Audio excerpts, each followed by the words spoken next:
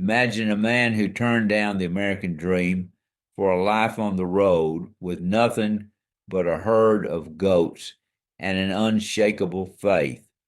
Today's story is about how one of America's most legendary wanderers showed us what true freedom looks like. I saw him several times when he came through Carrollton, Georgia. You're talking about the famous Goatman. I've been fascinated by how someone could travel 100,000 miles across America with just a wagon and some goats. Well, it all started in 1915 when 14-year-old Ches McCartney made a decision that would shape his entire life, volunteering to be a target for a beautiful Spanish knife thrower in a traveling circus. Hmm.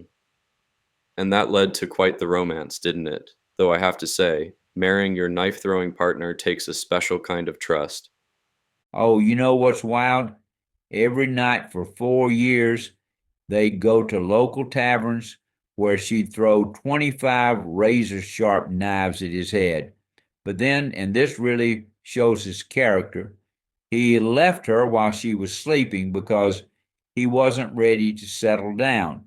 That's exactly the kind of impulsive decision making that seemed to define his whole life. But it was that logging accident later that changed everything, right? Well, being presumed dead and nearly embalmed would change anyone's perspective.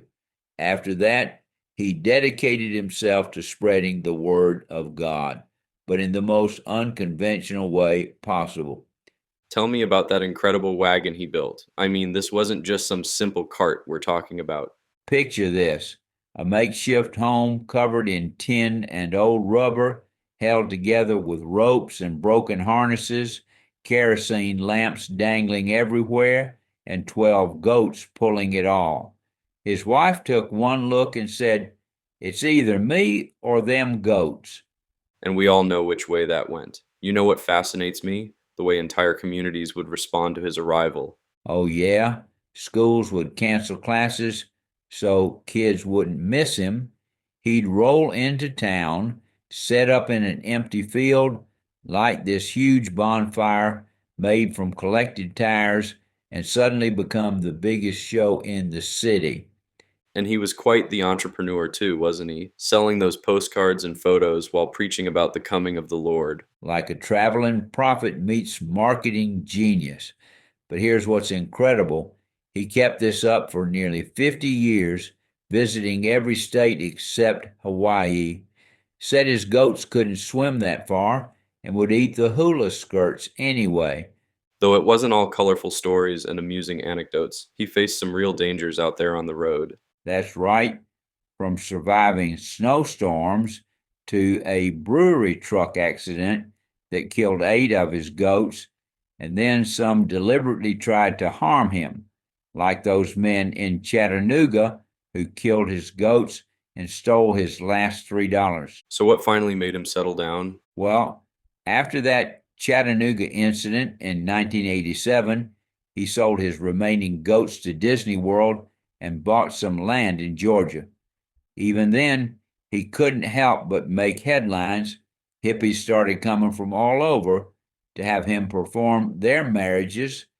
It's incredible how he kept reinventing himself right up until the end at age 97. In today's world of GPS and social media, someone like the Goat Man seems almost impossible. And that's precisely why his story matters so much now. In an age where everything is mapped and tracked, the Goatman reminds us that there's still room for mystery, for living life entirely on your terms.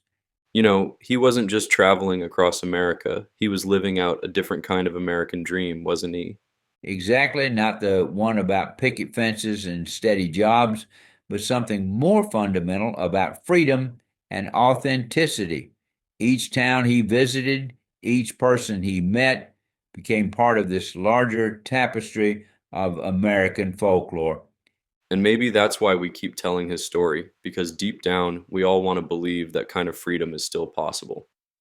You know what? I think the Goatman showed us that it is, if we're brave enough to chase it, whether it's with a herd of goats or not.